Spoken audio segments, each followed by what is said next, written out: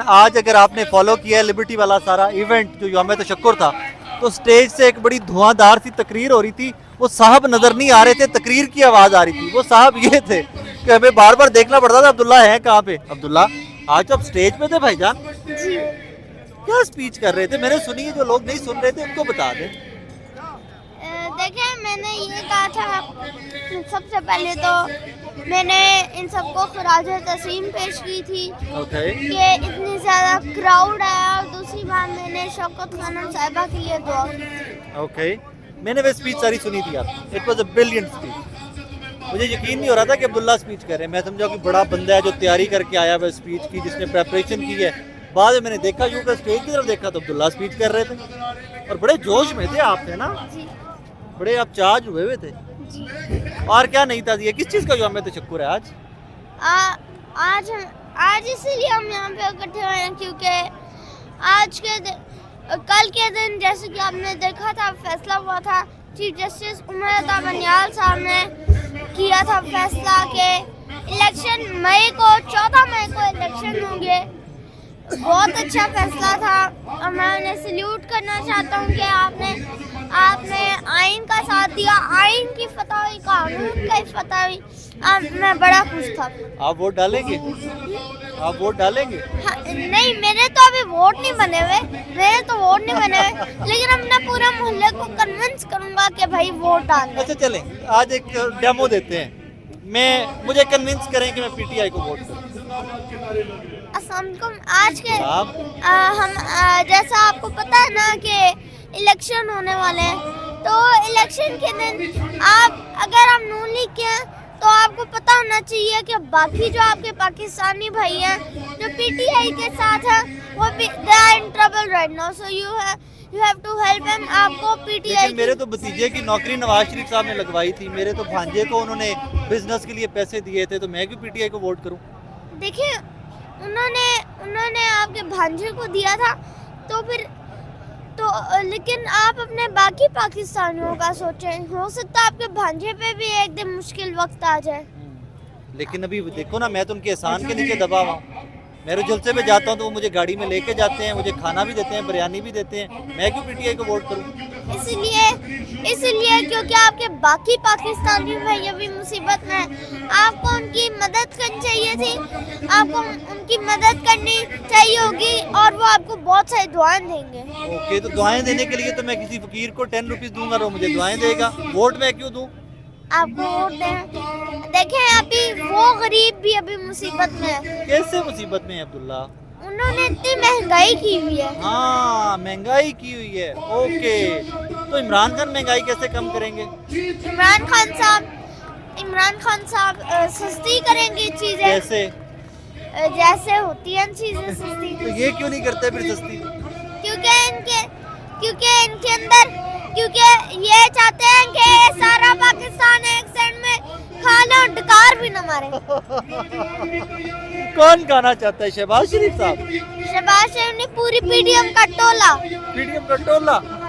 अच्छा, अब मुझे एंड में ये बताओ, हाउ यू फेल्ट जब आप ऊपर से तकरीर कर रहे थे, नीचे इतने ज्यादा लोग आपको सुन रहे थे, व्हाट यू फेल्ट?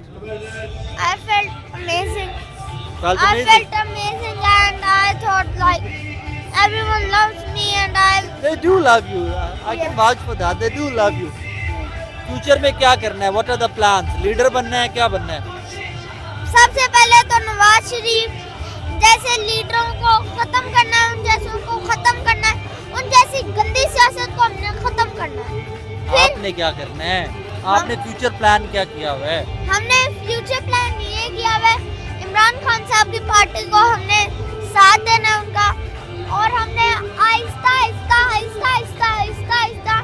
पाकिस्तान को ऐसा मुल्क बना देना है जो हर बंदा पाकिस्तान से पैसे लेने को तरसेगा।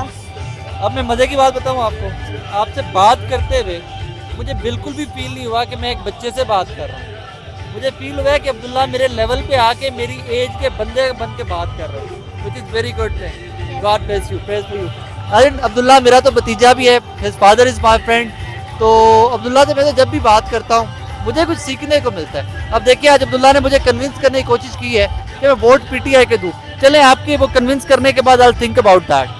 Yes. ओके वैसे आपको देना चाहिए क्योंकि ये रियल लाइफ भी है. वो तो मैंने एक्ट किया था like I am convincing you, वरना ये रियल लाइफ भी है. तो रियल लाइफ में मुझे कन्विंस करना तो फिर देखेंगे. ठीक है. ओके थैंक यू नाज़रीन, लुक आफ्टर योरसेल्फ.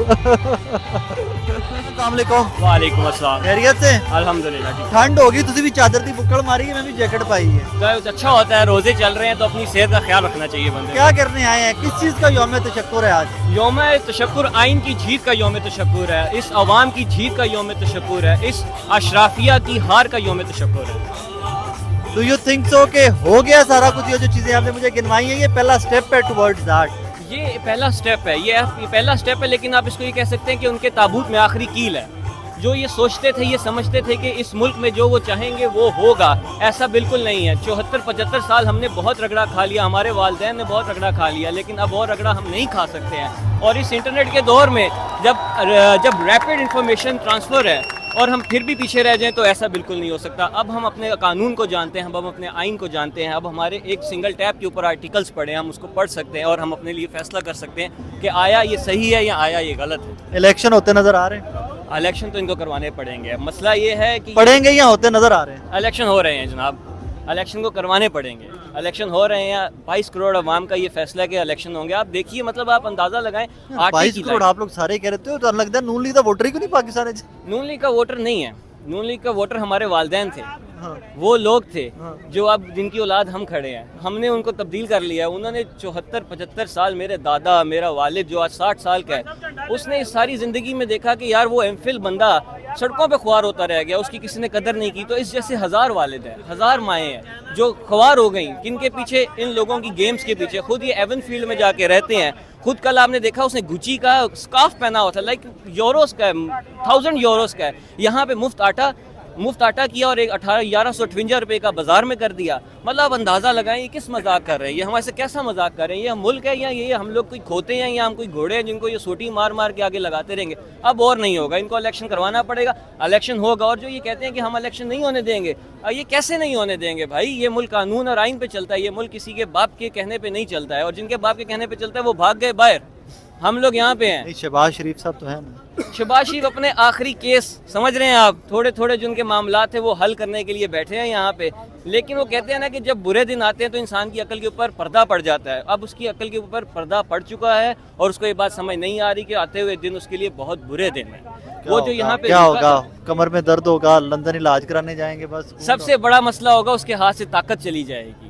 पावर जो है ना, उससे बड़ी कोई गेम नहीं है बॉस. और जब हाथ से पावर चली जाएगी तो पावरलेस जो है ना, उसके साथ कोई नहीं खड़ा जी.